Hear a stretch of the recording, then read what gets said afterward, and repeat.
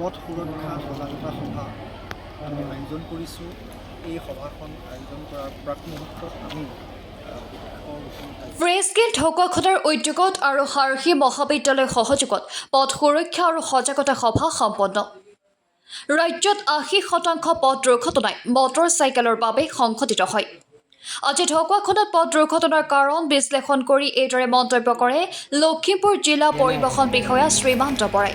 পথ সজাগতা সন্দৰ্ভত বৰাই কয় যে মদ্যপান, হেলমেট পৰিধান নকৰা, তীব্ৰ গতি আৰু একাংশই ষ্টাণ্ট কৰাৰ বাবেই মূলত এনে দুৰ্ঘটনাসমূহ সংঘটিত হ'বলৈ পাইছে বুলি তেওঁ মন্তব্য কৰে।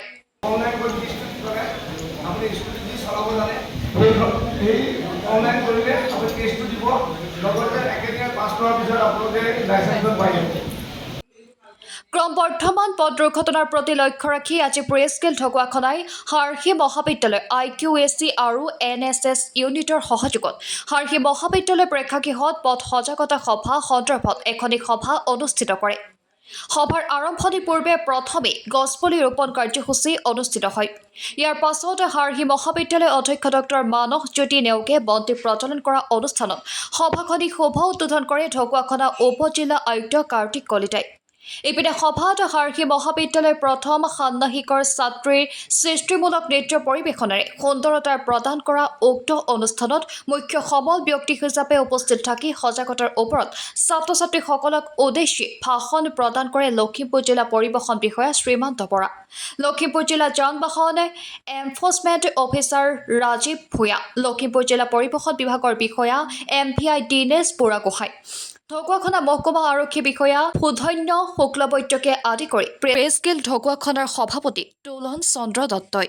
ঢকুৱাখনাৰ সংবাদদেশীসকল উমহতীয়া মঞ্চ প্ৰেছগিল্ড ঢকুৱাখনাই দুৰ্ঘটনা ৰোধ আৰু সজাগতাৰ সন্দৰ্ভত অনুষ্ঠিত কৰা উক্ত অনুষ্ঠানত প্ৰেছগিল্ড ঢকুৱাখনা সমূহ বিষয়ববীয়াসকলৰ উপস্থিতিত মহাবিদ্যালয় শিক্ষক-শিক্ষয়িত্ৰীৰ লগতে মহাবিদ্যালয়ৰ ছাত্ৰ-ছাত্ৰীসকলৰ অংশগ্ৰহণেৰে অনুষ্ঠানটো সুন্দৰ কৰি তোলে। সিটবেল্ট পৰিধান নকৰাকৈ গাড়ী নচলাওঁ, গাড়ী বা বাইক নচলাই মোবাইল ফোন ব্যৱহাৰ কৰোঁ। আজি আমি ডিষ্ট্ৰিক্ট ট্ৰেন্সপৰ্ট অফিচৰ ফালৰ পৰা আহিলোঁ আৰু ইয়াত আপোনালোকে প্ৰেছগিল্ডে যিটো অনুষ্ঠান সাৰথী কলেজত কৰিলে আমি বহুত আনন্দ পাইছোঁ, বহুত ভাল পাইছোঁ। কাৰণ এইখিনি আমাৰ ৰোড ছেফটিৰ কথা আহি গ'ল। ইয়াত আপোনালোকে যে ৰাইজক সজাগতা কৰিবৰ কাৰণে যিখিনি ব্যৱস্থা গ্ৰহণ কৰিছিল আপোনালোকে, আজি তাত আমি বহুত ভাল পাইছোঁ। বহুত ছাত্ৰ ছাত্ৰী আছে, শিক্ষয়িত্ৰীসকল আছে আৰু আমাৰ জিলাৰ ডিষ্ট্ৰিক্ট ট্ৰেন্সপৰ্ট অফিচাৰ আছে, মটৰ ভেহিকল ইনস্পেক্টৰ আছে, আমাৰ ঢকুৱাখানা SDPO ছাৰ আছে, আমাৰ ঢকুৱাখানা আপোনাৰ চিভিল SDO ছাৰ আছে, আমাৰ স্বয়ং এই মহাবিদ্যালয় আমাৰ প্ৰিন্সিপাল ছাৰো আছে আৰু গোটেই আপোনালোকে সাংবাদিক সন্থা যিমান আমাৰ উপকাৰ কৰিলে আজিলৈকে আমি ক'তো এনেকুৱা সুবিধাটো পোৱা নাই। গতিকে আমি আপোনালোকক বহুত বহুত ধন্যবাদ জনাইছোঁ। আৰু আমি আজি হেলমেটৰ বিষয়ে ক'লোঁ, এক্সিডেণ্টৰ বিষয়ে ক'লোঁ, গাড়ী কাগজ পত্ৰৰ বিষয়ে ক'লোঁ আৰু স্পীডত ক'লোঁ। ছাত্ৰ ছাত্ৰীসকলে খুব মনোযোগে শুনিছে আৰু যাতে আমাৰ এক্সিডেণ্টবিলাক ৰোধ হয় তাৰ কাৰণে আমি তেওঁলোকক আজি সতৰ্ক কৰি দিয়া নিচিনাই হৈছে।